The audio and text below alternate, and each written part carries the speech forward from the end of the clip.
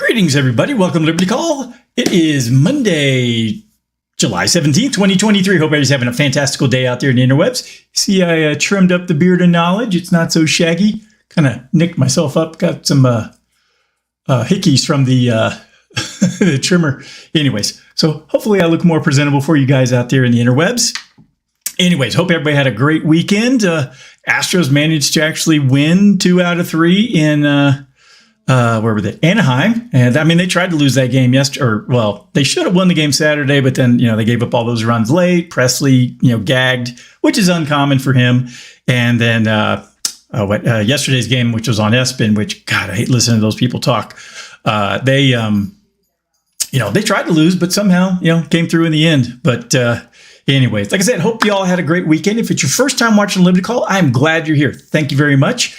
If you could, give me some thumbs up, likes, shares, subscribes, follows. Just press all the buttons down here. Send it off to all your friends. I would greatly appreciate it. Thank you very much. All right, let's go ahead and jump into the news of the day, or at least of the markets. The Dow Jones was up 0.22% today, closed at 34,585. It was up 76 points. S&P 500 was up 0.39%, closed at 4522. NASDAQ, the big winner domestically, was up 0.93%, closed at 14,244. The VIX was up today, which again is odd that the S&P 500 was up. The VIX was up 1.05%. It's currently at 1348. Canada was down 0.17. Brazil was up 0.43. And Mexico was down 0.25%. Over in Europe, Germany was down 0.23. The UK was down 0.38. France was down 1.12%. Let's see here. Netherlands was down 0.7. Spain looks like it was flat for the day, 0. Italy down 0.19. Switzerland down 1.21. And Portugal up 0.49%. Russian exchanges were split. MOEX was up 0.51. The RTSI down 0.48. And the overnights in Asia mostly red. The Nikkei, the Nikkei in Japan was closed. Looks like the last day it was open was the 14th. So starting out with Australia, it was down 0.06. New Zealand was down 0.35. In China, the Shanghai was down 0.87. The Shenzhen Component down 0.63. The China A50 down 1.25. DJ Shanghai down 0.64. Hang Seng was flat at 0. And the Taiwan weighted was up 0.29% for the day. So I'm not quite sure why everyone in America was all excited, because the rest of the world, there's a lot of red. So anyways, all right, well, let's jump over to the weekly economic update.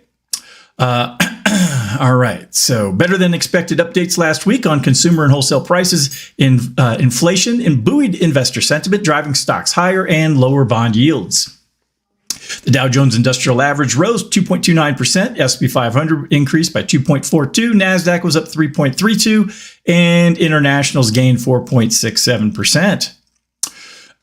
Inflation sparks stocks. Back-to-back positive inflation reports emboldened investors, sending stocks to their highest levels since April of 22.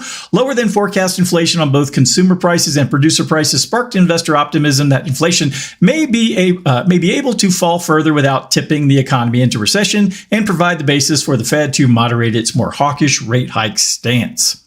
I mean, the Fed may pause at some point and just leave rates where they're at, but I just don't see a future where, I don't see a future where we get out of this financial mess, from a federal or from a government perspective with all the debt, and be able to lower interest rates back to, near zero and hold them there for, 7 or 8 years like they did after the last financial crisis. So, like I said, I just, rates are kind of normal right now. 5 to 7. That's, kind of a normal place where we were before the financial meltdown in 08. So I don't know. I just don't see them going much lower.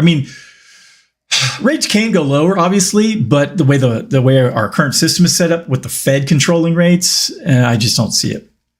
All right. After 4 straight days of increases, investor attention turned to the kickoff of the new earnings season on Friday. Despite some positive earnings surprises from several big banks and major healthcare provider, stocks closed out a good week with a slight decline. Inflation cools. Inflation continued its downward trend last month, falling at its slowest pace in over 2 years.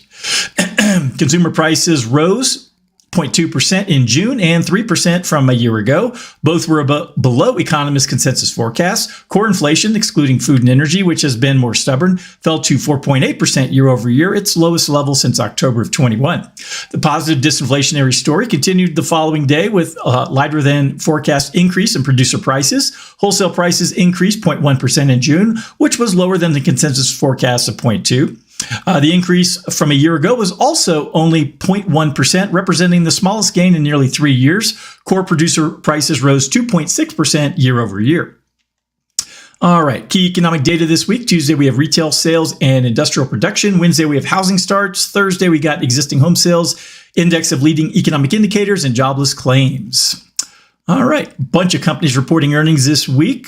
Tuesday, we have Bank of America, Lockheed, Morgan Stanley, Charles Schwab, PNC, and Prologis. Wednesday, we have Netflix, Tesla, IBM, Goldman Sachs. Thursday, we have Johnson & Johnson, Blackstone, Intuitive Surgical, Abbott Labs, American Airlines, CSX Corp, Freeman McMoran, let's see here, United Airlines, and Capital One Financial, and Friday, American Express. All right, so that was everything for the weekly update. Let's dive into the market recap for today. S&P 500 rises as financials and tech shine ahead of further earnings parade this week. All righty, what do we got here?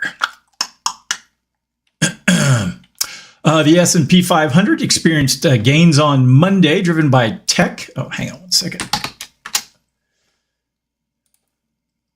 Get back to where I was. There we are.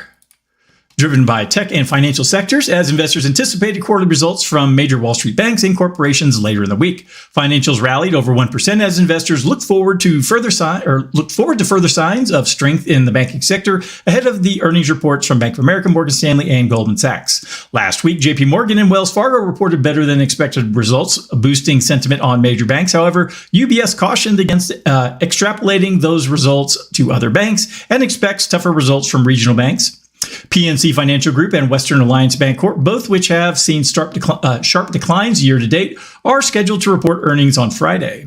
The broader tech sector rose more than 1%, led by Apple and semiconductor stocks like NVIDIA Corporation. The tech sector continued to benefit from AI-driven optimism ahead of tech earnings. Wedbush expects the tech sector to rise another 12 to 15% in the second half of this year, with software and chip sectors leading the way. Tesla stock increased by over 2% as the company began production of its Cybertruck in Texas. Deutsche Bank estimated that Tesla would ship around 2,000 units of the Cybertruck this year. That thing is god-awfully ugly. I don't know who would drive that thing. I mean, I'm a truck guy. I've been driving trucks since I was 19 years old, or so 30 years now. And yeah, that thing is just terrible looking. Investors are also awaiting Tesla's quarterly results with a focus on auto gross margins following recent price cuts. On the other hand, Ford Motors saw a decline of over 2% after cutting its price of its F-150 Lightning by up to $10,000. The move comes amid increased competition from Rivian Automotive and Tesla's Cybertruck. Paramount Global's share price fell over 4% after the latest installment of Mission Impossible franchise underperformed at the box office. The movie generated $56.2 million domestically over the weekend, below expectations of at least $60 million, which would have set a new franchise record. So it was off by $4 million. Big deal. All right, so that was everything there. Let me see. All right. Just cut this real quick. Sorry, I'm doing a little maintenance here, but I forgot to do before we started. There we are. All righty, next up on the docket is the dollar. Dollar decline slows as investors wait on Fed. Yeah, if you remember last week, we talked a little bit about the dollar. The dollar had been declining. It fell below 100 on the dollar index, which not good. But, it's sliding compared to the other currencies. All right, let's dive into this article. The dollar weakened against a basket of currencies on Monday, following its largest weekly decline this year. Treasury yields fell last week, contributing to the dollar's decline, but the currency remained above the one-year lows reached on Friday. With no major catalyst to drive market direction, the dollar is expected to consolidate this week as investors await the Federal Reserve's meeting next week, where a 25 basis point rate hike is anticipated. Mark Chandler, chief market strategist at Bannockburn Global Forex, noted that last week's decline in the dollar seemed unusually large and expects the market to stabilize and see a firmer dollar this week. The main focus in the U.S. this week will be the retail sales report for June, although it is unlikely to significantly impact monetary policy. Fed funds futures traders are currently pricing in an additional tightening, with the benchmark rate expected to peak at 5.4% in November. This suggests that the market sees a low probability of further interest rate increases after the Fed's meeting in July. I think they're still going to do it in September, but that's just my own personal gut feeling. Last week's disinflation shock in the U.S. reflected the slower consumer and producer price inflation has had an impact on foreign exchange landscape. However, the absence of key data releases for a few days will determine whether the dollar will continue to weaken ahead of the upcoming FOMC risk event. The dollar index was down 0.12%, while the euro gained 0.14% against the dollar. The German Bundesbank stated that Germany's economy, the largest in the Eurozone, may shrink more than initially expected this year due to a drop in global demand for goods and tightening financial conditions. The European Central Bank is also anticipated to raise interest rates by 25 basis points next week. Against the Japanese yen, the dollar slipped 0.7%, and the British pound fell 0.06% against the dollar. All right. Well, that was everything as far as that. I got one last article here to cover with y'all. It comes from our friends over at First Trust, Brian Westbury, their chief economist. It's titled, "Has the Inflation Threat Passed?" Well, what do you think? All right. Last week, inflation figures for June came in below expectations, with consumer prices rising by a moderate 0.2% and producer prices increasing by only 0.1%. This was seen as positive news for both stocks and bonds, as it reduced the likelihood of multiple interest rates hikes by the Federal Reserve and eased concerns about potential recession. The markets also reacted by increasing the odds of the Fed opting for a more aggressive rate-cutting stance in 2024, driven by expectations of low inflation rather than a weak economy. However, there are reasons to be cautious about the optimism surrounding inflation. The M2 measure of the money supply has declined over the past year, which could have implications for the real economy and inflation. Traditionally, fluctuations in the money supply have had an impact on the real economy first, followed by changes in the inflation rates about a year later. However, the unique circumstances of the COVID-19 lockdown and the subsequent reopening may have distorted this pattern. While the CPI has shown improvement with a 3% increase compared to a peak of 9.1 in June of last year, core inflation, which excludes food and energy, has not improved as much. Core prices are up 4.8% from a year ago, indicating that underlying inflationary pressures remain.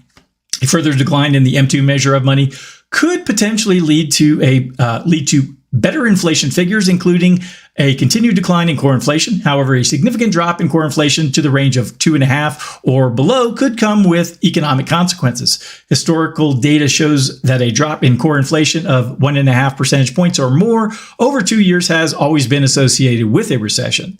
The Federal Reserve is projecting a similar size drop in core inflation in about 1 year, raising concerns about the potential impact on businesses and corporate profits. While there has been a boom in the construction of manufacturing facilities driven by government policies, this artificial spike is expected to fade over time. Government-induced booms in specific sectors tend to have negative outcomes, and this situation is not expected to be any different. In conclusion, if the Federal Reserve continues to reduce the money supply, it may succeed in bringing down inflation. However, doubts remain about the feasibility of achieving this while maintaining economic expansion. I don't think you do both. I think they made their bed, 3 years ago when they Congress and the Fed decided it would be just a brilliant idea to print all that money and, help the people of America. But, now we got to deal with the consequences of that. And I don't see interest rates going back to near zero again. And they could print more money, but it's just going to put us further behind the 8 ball, and we'll be in the same situation 2, 3, 4 more years down the road. So, a little pain now or a lot of pain later. You pick. All right. Well, that's everything I had for today. If anyone needs anything from me, please go to dsafinancialgroup.com. All my contact information's there. I hope you have a wonderful evening, and I'll talk to you next time. Adios.